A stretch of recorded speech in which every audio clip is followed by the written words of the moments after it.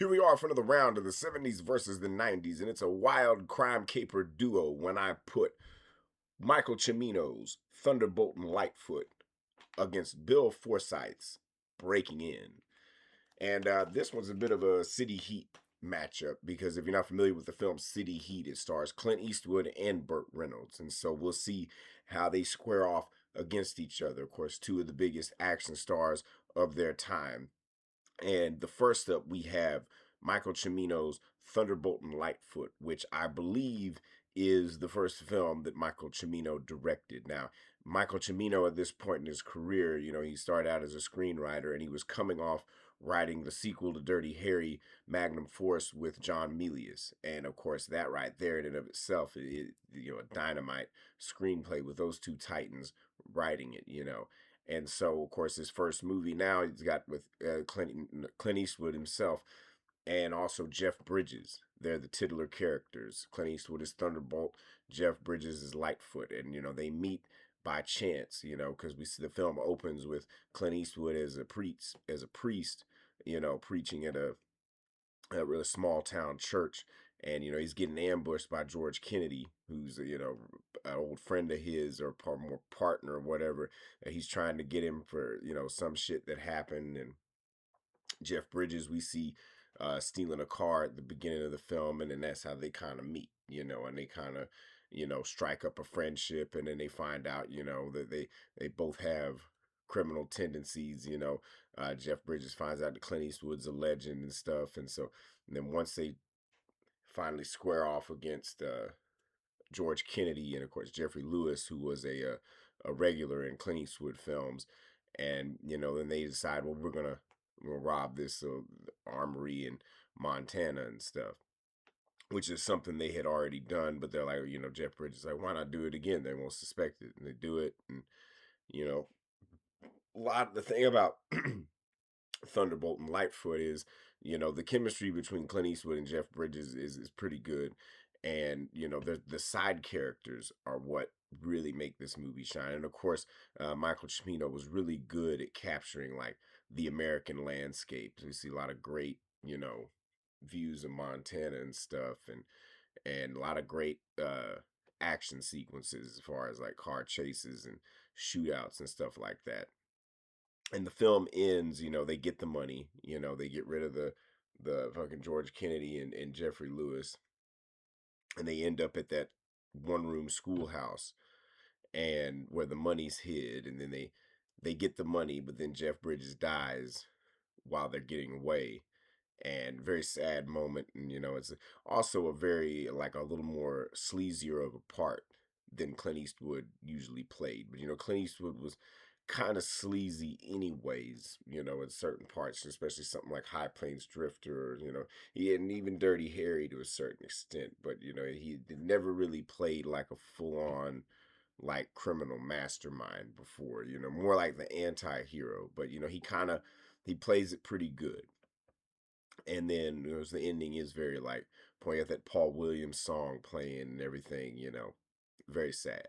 You kind of feel like he's very emotional. The thing about Clint Eastwood is like he didn't really have to express that much emotion for you to be able to feel what he was feeling and stuff, because there's any doubt in your mind that he didn't have a close connection to Lightfoot is when George Kennedy's saying, when this is over, I'm gonna get that kid, and he's like, well, gonna have to get through me first, so it's clearly like he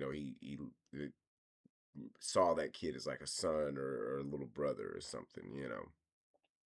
And then we move forward to Bill Forsyth's Breaking In, which was written by the great John Sayles, who did another Titan screenwriter. And this film stars Burt Reynolds as a veteran, or more like he's a professional criminal, but he's been in it so long, you basically call him a veteran. He's almost getting to that point of retiring. And then there's a kid, can't really pronounce his fucking name, Casey Samasco or something. He's a young up and coming thief, kind of sloppy. The film opens with him. They end up breaking into the same house, only we see the two different styles. We see like Burt Reynolds has, all the tools and the knowledge and stuff, and he does it clean. This kid does it sloppily. They both get in, but you definitely see the difference, especially old and young. And then once they figure out what each other are, then they decide to team up. Basically Burt Reynolds takes this kid under his wing to kind of show him the ropes. Probably sees something in him, in that kid that reminds him of him and stuff. And the film is very funny though. There's a lot of great comical sequences in it. And they try to, you know, rob a place. There's this fucking dog in there and all that stuff. And then, there's a lot of great like setups and everything.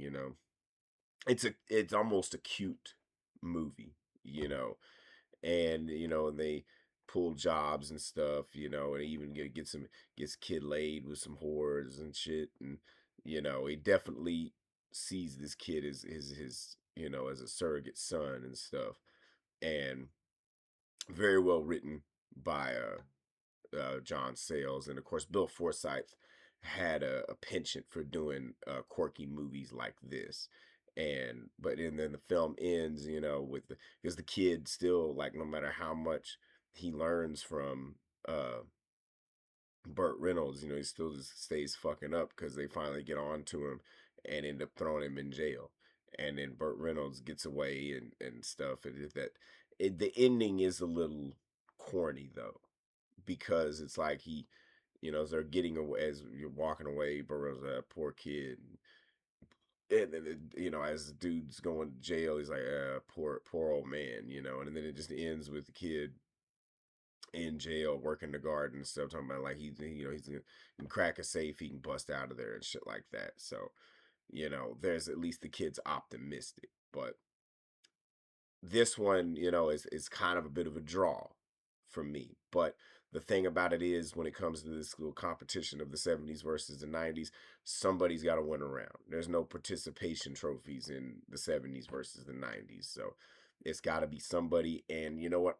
Honestly, I think it's Thunderbolt and Lightfoot, because one, Michael Cimino is a better director than Bill Forsyth. Michael Cimino is probably one of the most underrated directors in American cinema. I mean, this motherfucker is American cinema. He's definitely more of a slice of life filmmaker than Bill Forsyth is. But even then, it's still kind of neck and neck on that, because Bill Forsyth does have a little more slice of life. He just likes the more quirkier side of life, and like Michael Cimino's stuff, is usually devastating.